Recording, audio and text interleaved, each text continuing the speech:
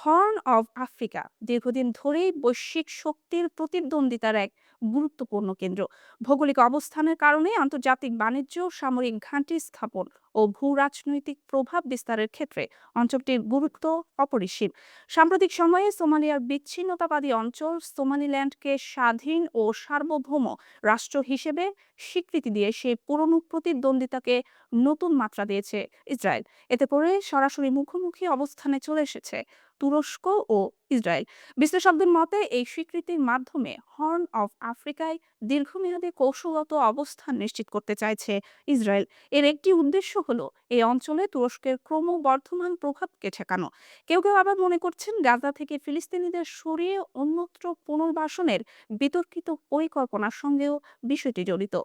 Africa মহাদেশের উত্তর পূর্ব অংশটি মানচিত্রে দেখলে গন্ডারের শিংয়ের মতো আকৃতির বলে অঞ্চলটির নামকরণ করা হয়েছে হর্ন অফ আফ্রিকা।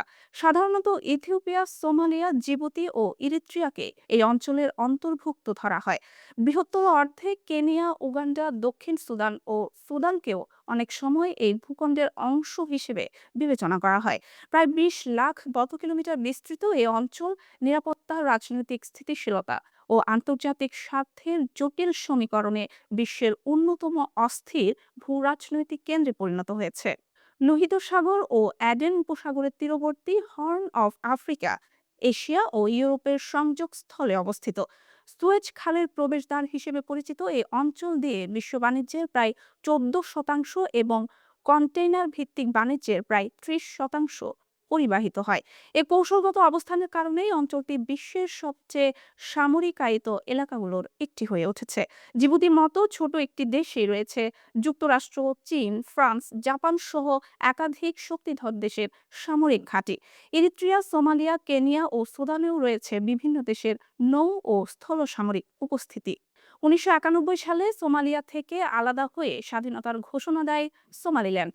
তবে এতদিন পর্যন্ত কোনো দেশই আনুষ্ঠানিকভাবে এই দাবিকে স্বীকৃতি দেয়নি। গত ডিসেম্বর প্রথম দেশ হিসেবে সোমালিল্যান্ডকে রাষ্ট্র হিসেবে স্বীকৃতি দেয় ইসরায়েল। এই সিদ্ধান্তে তীব্র প্রতিক্রিয়া জানিয়েছে তুরস্ক সহ একাধিক আঞ্চলিক দেশ। দীর্ঘ ১৩ বছরের বেশি সময় ধরে সোমালিয়ায় ব্যাপক বিনিয়োগ করেছে আঙ্কারা।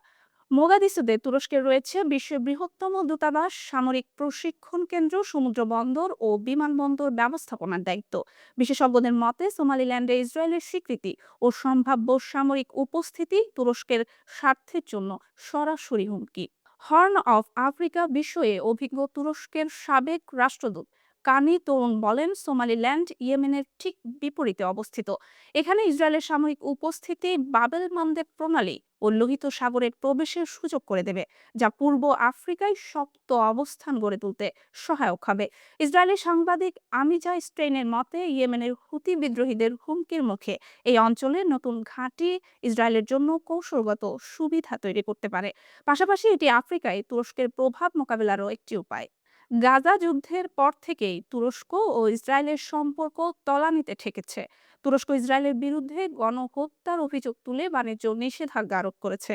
সিরিয়ায় বাশার আল আসাদ সরকারের পতনের পর দ্বন্দ্ব আরও গভীর হয়েছে।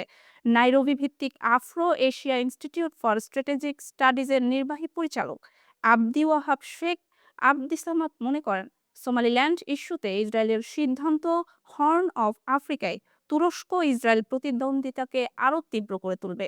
সোমালিয়া ও তুরস্ক লাস কোরাই এলাকায় নতুন সামরিক ঘাঁটি স্থাপনের পরিকল্পনা করছে, যা সরাসরি লোহিত সাগরে প্রবেশের সুযোগ দেয়।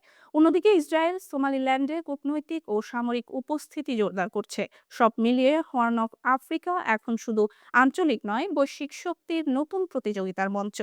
তুরস্ক ও ইসরায়েলের এই কূটনৈতিক ও কৌশলগত লড়াই শেষ পর্যন্ত কোন দিকে মোড় নেয়, সেটি এখন দেখার বিষয়।